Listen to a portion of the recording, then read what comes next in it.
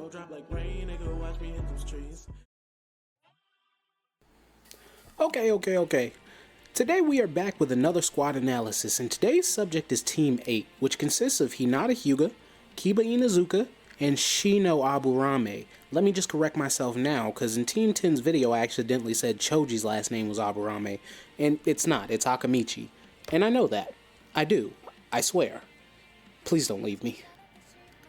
Also, Team 8 is headed up by one of the few kunoichi we see throughout the series, Kurenai Yui. And to start us off, I'll say of the 3 students in this team, I hate one, I'm neutral on one, and I kinda like one. And I'll give you a second to pause the video, go to the comments, and guess which ones before we start. Okay, let's kick things off. Starting with the princess of the Hyuga clan, and Team's 8 main subject. Hinata Hyuga, who is the cousin of Neji Hyuga, and a part of the main branch he so vividly hates, Hinata has pretty much the exact same fighting style as Neji, that being the gentle fist, but where they differ is the techniques they employ, and those seem to be at least sort of related to their personalities. In Neji's case, he has the rotation and the 8 trigrams, which seem to be a bit more aggressive compared to Hinata's protective 8 trigrams and her twin lion fists, and air palm seems to be a universal Hyuga technique, so we'll just skip that, and talk about Hinata's personality. And I will say that Hinata does have a smidge more characterization than we give her credit for, and I think that that's because there's this one overwhelming attribute that gets in the way of all of that, and it's her shyness, which, if I'm honest, is a bit much. Like, I think she could have been shy and still had actual non-trembling conversations with people, and I might get flamed for this, but the truth is, I don't like Hinata's voice. It's better in the Japanese dub, but not by much. It always just sounds like she's straining so hard to talk, and she talks so slow and segmented that her scenes start to drag out. But that's all the Hinata hate you'll get from me, because beyond that, it's shown that she's a very caring and determined ninja.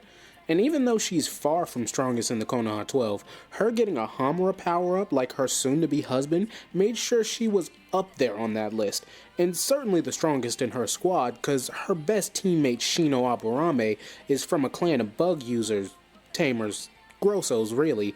The bugs live inside Shino and do a myriad of different things like eat chakra, act as homing beacons, expand to 1,000 times the size if not given the perfect amount of chakra, etc, etc. My biggest takeaway on Shino has always been, I'm sure you can hear, like I'm positive, if you're standing within arm's reach of Shino, you are just hearing the scuttering and miscellaneous sounds of bugs that they tend to make, and I can't imagine having to stand near that without throwing up.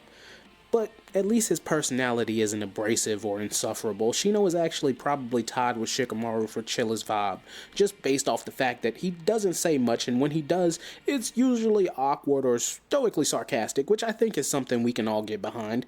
And if I'm not mistaken, Shino maybe has the second least screen time out of all of the Konoha 12, right after Tenten and maybe tying with his other squad mate, and my least favorite person in the whole of Naruto, Kiba Inuzuka, the absolute most uninspired asshat of a ninja who copies a puppy about a 16th of his size to fight, turns that same puppy into a version of him, and then spins like he's the only one in the universe keeping the Beyblade IP afloat.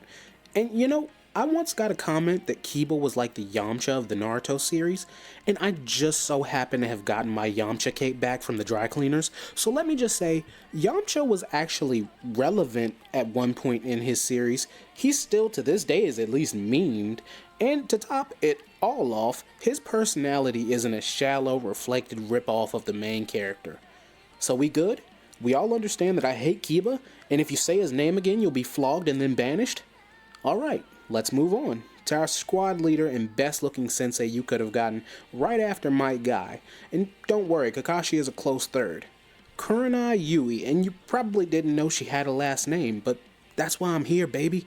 I tell you things, you subscribe and hit the like button, then I tell you more things. It's a circle of life, really. And with Kurenai's mastery over Genjutsu, you may just experience the whole circle of life because although we don't get to see much of her, it's not really specified she's proficient in anything else, so I have to believe she made it to Jonin level largely based off the fact that she was a genius at Genjutsu. And I may make a video on this, but there is something to be said about the scarcity of Genjins. What I was saying is, there's something to be said about the scarcity of Genjutsu specialists and how even the weak ones rank fairly highly across the board. And that being the situation, we see even less of her personality, but we know one thing, and it's really all we need to know about her, and that's that Kurenai is 100% in support of and believes in her students.